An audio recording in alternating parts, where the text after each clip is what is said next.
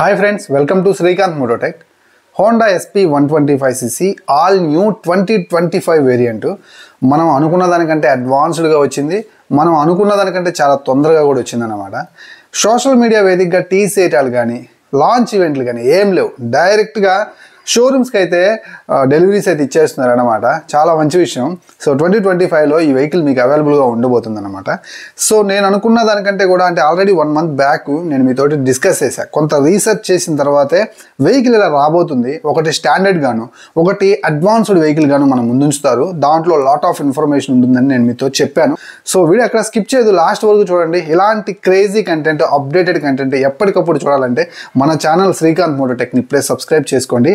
And ఈ bike సంబంధించినటువంటి stock ఎప్పుడు అవైలబుల్గా ఉంటుంది, అలాగే ప్రైస్ ఎంత ఉండబోతుంది, రైడ్ రివ్యూ, అలాగే స్పెసిఫికేషన్స్ రివ్యూ, ఇలాంటివన్నీ 1 by 1 వస్తూనే ఉంటాయి. సో ఫస్ట్ ఇంప్రెషన్ వెహికల్ చూడంగానే నాకేమనిపించిందని దాని గురించి మాట్లాడతాను. అలాగే దీంట్లో వచ్చినటువంటి చాలా ఇంపార్టెంట్ ఫీచర్స్ గురించి మనం మాట్లాడుకుందాం. ముందుగా హోండా SP 125 యొక్క హెడ్ ల్యాంప్ సెక్షన్ గురించి చూసుకున్నట్లయితే కంప్లీట్ డిఫరెంట్ హెడ్ ల్యాంప్ అయితే మనం చూడొచ్చు.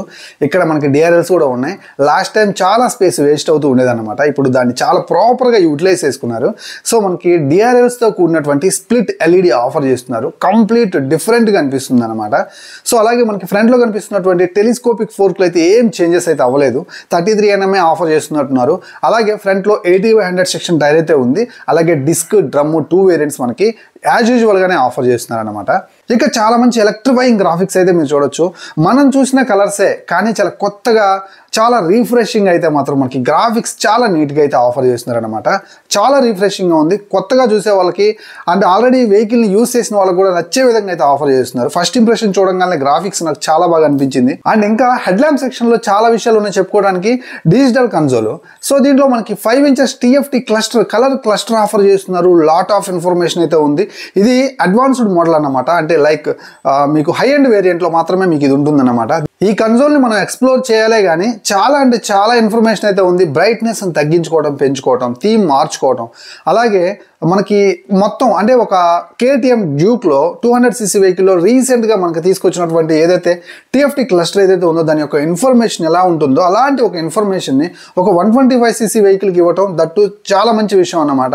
సో ఇది మాత్రం హై ఎండ్ మోడల్ అనమాట. నాకు తెలిసి స్టాండర్డ్ కంటే కూడా ఇది ఒక 3-4 వేల రూపాయలు ఎక్కువ ఉండే అవకాశం అయితే ఉంటుంది.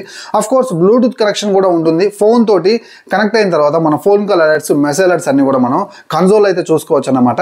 అలాగే USB ఛార్జింగ్ పోర్ట్ కూడా ఉంది.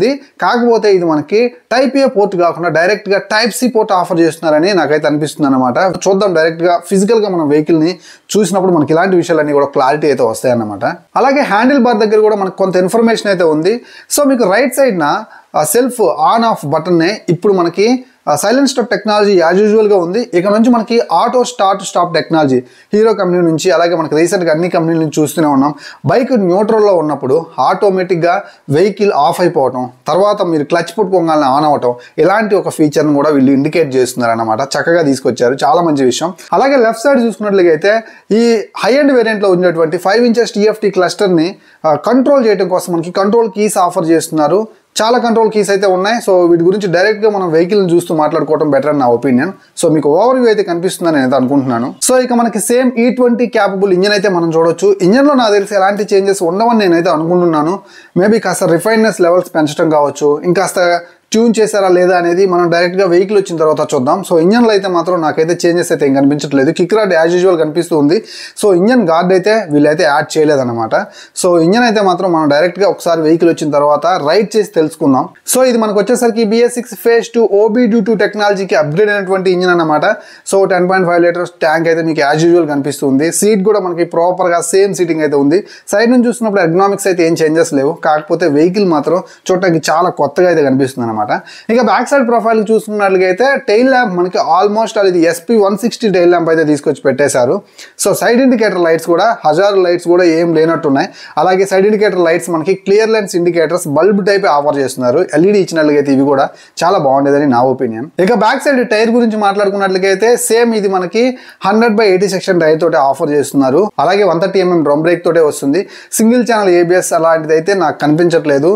సో ఇంకా పూర్తి ఇన్ఫర్మేషన్ తెలుసుకుందాం. ముందు వీడియోస్లో ఈ విషయం గురించి కూడా మీకు క్లియర్ ఇన్ఫర్మేషన్ అయితే అందిస్తాను. ఇక మీరు గమనించినట్లయితే శారీ గార్డ్ యాజ్ యూజువల్ ఉంది, అలాగే సైలెన్సర్ మీద మఫ్లర్ కూడా స్టీల్ మఫ్లర్ మనకేం చేంజ్ కాలేదు, సేమ్ అలానే ఉందన్నమాట. సో లాస్ట్ 1 month లో ఒక వీడియో నేను పోస్ట్ చేశాను 2025 SP125 ఎలా వస్తుందని రీసెర్చ్ చేసి నేను చెప్పిన వీడియోలో ఇప్పుడు ఉన్నటువంటి ప్రజెంట్ SP125ని స్టాండర్డ్ గాను సో మనకి అడ్వాన్స్డ్ మోడల్ గాను మనకైతే మాత్రం చేంజ్ చేసి ఇప్పుడు ఉన్నటువంటి ఫీచర్స్తో తీసుకొస్తారని నేను చెప్పాను. కాకపోతే స్టాండర్డ్లో కూడా మార్పులు అయితే ఉన్నాయన్నమాట. స్టాండర్డ్లో ఏముంటుందంటే సేమ్ అదే హెడ్ ల్యాంప్, అదే గ్రాఫిక్స్, వెహికల్ మొత్తం అలానే ఉంటుంది. కాకపోతే డిజిటల్ కన్సోల్ మాత్రం స్టాండర్డ్లో పాత అంటే ప్రజెంట్ మనకు ఉన్నటువంటి SP125 యొక్క బ్లాక్ అండ్ వైట్ కన్సోల్ మాత్రమే ఇస్తున్నారన్నమాట. సో మీరు హై ఎండ్కి వెళ్ళినప్పుడు దాంట్లో బ్లూటూత్ కనెక్టివిటీతో ఉన్నటువంటి 5 inches TFT క్లస్టర్ అయితే ఆఫర్ చేస్తున్నారు. సో దానికి వచ్చేసరికి మనకి కంప్లీట్గా లెఫ్ట్ సైడ్ ఆ నావిగేషన్ బటన్స్ ఆఫర్ చేస్తారు అండ్ దీనికి వచ్చేసరికి ఎలాంటి బటన్స్ ఉండవు అన్నమాట. సో నాకు తెలిసి 3-4 వేల రూపాయల ప్రైస్ డిఫరెన్స్లో ఈ యొక్క 2 మోడల్స్ మనకి మార్కెట్లో 2025 నుంచి అందుబాటులో పెట్టే అవకాశం అయితే ఉంది. సో ఇక ప్రైస్ గురించి అయితే మాత్రం ఎలాంటి డీటెయిల్స్ అయితే లేవు. సో మీరైతే మాత్రం మన ఛానల్ని ఫాలో అవుతూ ఉండండి. నేను దీనికి సంబంధించినటువంటి కంప్లీట్ వీడియోస్ చేస్తూనే ఉంటాను. సో ఇవన్నీ ఎప్పటికప్పుడు తెలుసుకోవాలంటే మీరు చేయాల్సింది ఏంటంటే ఖచ్చితంగా మన ఛానల్ని సబ్స్క్రైబ్ చేసుకోవడం అండ్ వీడియోని ఇప్పుడే లైక్ చేయడం అన్నమాట.